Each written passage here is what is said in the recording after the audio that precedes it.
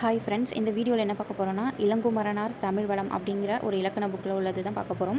So இதில் பேசிக்காக வந்து 5 டாபிக்ஸ் கொடுத்துருக்காங்க. எழுத்து, சொல், அகப்பொருள், அதோட சப்டாபிக்காக புறப்பொருள், அப்புறம் யாப்பு, அணி. ஸோ இது எல்லாமே பேசிக்காக நம்ம 6th to 12th வரையுமே இருக்க பேசிக்ஸ் இருக்கும். இருந்தாலும் இதில் சிலது புக்கில் இல்லாதது இருக்குது. ஸோ நம்ம இந்த புக்கு ஃபுல்லாக படிக்கணும் அப்படிங்கிற அவசியம் இல்லை. நம்மளுக்கு எது எக்ஸாம் பாயிண்ட் ஆஃப் வியூவில் தேவைப்படுமோ அதை மட்டும் நம்ம ஷார்ட்டாக பார்த்துக்கலாம். வாங்க பார்க்கலாம். ஃபஸ்ட்டு எழுத்து அப்படிங்கிற டாப்பிக்கில் வந்துட்டு ஃபஸ்ட்டு அகச்சுட்டு கொடுத்துருக்காங்க. அகச்சுட்டு நம்மளுக்கு ஆல்ரெடி தெரியும். இப்போ ஆ, இ, உ என்னும் எழுத்துக்கள் சொற்களுக்கு உள்ளே நின்று பொருளை சுட்டி காட்டுமாயின் அப்பொழுது அவ்வெழுத்துக்கள் அகச்சுட்டு என்று கூறப்பெறும். அதுக்கான எடுத்துக்காட்டு பார்த்தோம்னா அவன், இவன், ஓவன். நெக்ஸ்ட்டு அகவினா, சொல்லுக்குள்ளே இருந்து வினா பொருள் தருவது தான் அகவினா. அதுக்கு எக்ஸாம்பிள் பார்த்தோம்னா எவன், யாது, ஏது. ஸோ நெக்ஸ்ட்டு இப்போ இந்த பிரித்து எழுதுக இது மாதிரி வரதெல்லாம் நீங்கள் நோட் பண்ணி வச்சுக்கோங்க. அகம் கூட்டல் செவி அஞ்செவி, அகம் கூட்டல் கை அங்கை அப்படின்னு சொல்லிட்டு சேரும். அதே மாதிரியே அகம் கூட்டல் கண் அகங்கன்னு சேரும். அங்கனர் அப்படின்னா அதோட பொருள் சிவபெருமான். அகம் கூட்டல் தன் அந்தன்னு புணரும். அந்தனர் அப்படின்னா அருளாளர்னு பொருள். அகம் கூட்டல் சிறை அஞ்சிரை, அஞ்சிரை தும்பி. நெக்ஸ்ட்டு அது கூட்டல் அன்று அதான்று அப்படின்னு சொல்லிட்டு சேரும். அது கூட்டல் அன்று அதான்று. நெக்ஸ்ட் இம்பார்ட்டன்னா என்னும் இறுதி உணர்த்தும் பொருட்கள். ஸோ இதில் என்ன சொல்கிறாங்கன்னா அப்படிங்கிற ஒரு பொருள் வந்துட்டு வினை முதற் பொருளையும் செய்யப்படும் பொருளையும் கருவி பொருளையும் உணர்த்தும் அப்படின்னு சொல்கிறாங்க.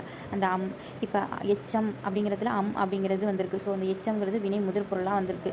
தேட்டம் அப்படிங்கிறதுல அப்படிங்கிறது வந்திருக்கு. ஸோ இந்த இடத்துல அது செய்யப்படும் பொருளாக வந்திருக்கு.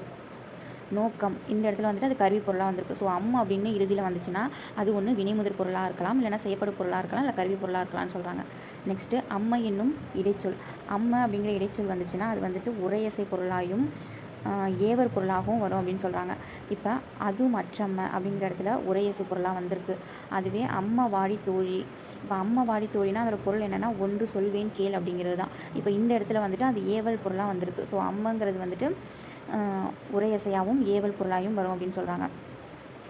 நெக்ஸ்ட்டு வந்துட்டு இந்த அப்படிங்கிறதுல இறுதி திரிதல் அப்படிங்கிற ஒரு விதி இருக்குது. ஸோ இப்போ வந்துட்டு ஒரு சொல் இருக்குது அப்படின்னா, இப்போ புளியம் கோடு அப்படின்னு எடுத்துக்கிட்டோம்னா அது பிரித்தோம்னா புளியம் ப்ளஸ் கோடு அப்படின்னு வரும். புளியம் ப்ளஸ் கோடு அப்படின்னு சொல்லிட்டு வரும். இப்போ அம்முன்னு இறுதி இடத்துல வந்துடுது. அதுவே வந்துட்டு வருமொழியில் வந்துட்டு கசதப அப்படின்னு வந்துருந்துச்சுன்னா இப்போ அதோட அப்படிங்கிற அதோட வடிவம் வந்து எப்படி தெரியுமா, நாவா தெரியும் அப்படின்னு சொல்கிறாங்க. ஸோ இதில் வந்துட்டு அம்மின் இறுதியாக மகரமெய் கசதபக்கள் வருமொழியாக வந்த காலத்து தன் வடிவு திரிந்து ஞாவா தெரியும் அப்படின்னு சொல்லியிருக்காங்க. ஸோ அதுக்கு எக்ஸாம்பிள் வந்துட்டு புளியங்கோடு, புளியஞ்செதில், புளியந்தோல். நெக்ஸ்ட் வந்துட்டு அல்வழி புணர்ச்சி. வேற்றுமை அல்லாத வழி புணர்வது தான் அல்வழி புணர்ச்சி. ஸோ நம்மளுக்கு ஆல்ரெடி தெரியும் தொகைநிலை தொடர்கள்னால் என்ன அப்படின்னு சொல்லிட்டு ஸ்கூல் புக்கில் கொடுத்துருப்பாங்க. அதுக்கான எக்ஸாம்பிள் இங்கே கொடுத்துருக்காங்க. கொல்யானைனா வினைத்தொகை, கருங்குதிரை பண்புத்தொகை, பனைமரம்னா இருபெயரொட்டு பண்புத்தொகை, ஓமை தொகை, மதிமுகம் அப்படிங்கிறது ஓமை தொகை, கபிலபரணர் உண்மை தொகை, கருங்குழல் அன்மொழி தொகை. ஸோ தொகாநிலை தொடர் வந்துட்டு வளவன் வந்தான் எழுவாய் தொடர், முருகா வா அப்படிங்கிறது விழித்தொடர், வந்தால் போதைங்கிறது தெரிநிலை வினைமுற்று தொடர். இது வெளிப்படையாக இருக்குது வந்தால் போதை அப்படிங்கிறது. நெக்ஸ்ட்டு பொன்னிவன் அப்படிங்கிறது குறிப்பு வினைமுற்று தொடர், வந்த பொன்னினா பெயரச்ச தொடர், வந்து போனான்னா வினையச்ச தொடர், மற்ற குடல் ஒன்று. இதில் மற்றுங்கிறது இடைச்சொல், ஸோ இடைச்சொல் தொடர். நனி பேதை, நனி அப்படிங்கிறது உரிச்சொல், ஸோ உரிச்சொல் தொடர். பாம்புங்கிறது அடுக்கு தொடர். நெக்ஸ்ட்டு வந்துட்டு அல்வழியில் குற்றியலுகரத்தின் முன் வல்லினம் புணர்தல். ஸோ இதில் என்ன சொல்லியிருக்காங்கன்னா 5 குற்றியலுகரம் இருக்குது. நெடில் தொடர், ஆயுதத்தொடர், உயிர்த்தொடர், மென்றொடர், இடைத்தொடர். இந்த 5 குற்றியலுகர தொடரில் மட்டும் இது வந்துட்டு அல்வழி புணர்ச்சி இயல்பாகவே புணரும். எப்படின்னா 6 கூட்டல் தலை அப்படிங்கிறது 6 தலைன்னு இயல்பாகவே புணரும்.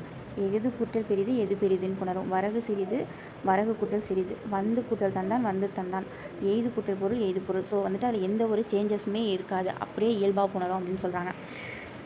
நெக்ஸ்ட்டு அஷன் அப்படிங்கிற ஒரு சொல்லுக்கான சிறப்பு விதி ஒன்று இருக்குன்னு சொல்லியிருக்காங்க. அதாவது அஷன் என்னும் சொல்லின் நகர ஈறு கெட வல்லெழுத்து மிக்கு முடியும் அப்படின்னு சொல்கிறாங்க. அஷன் கூட்டல் குடம் அழக்குடம்.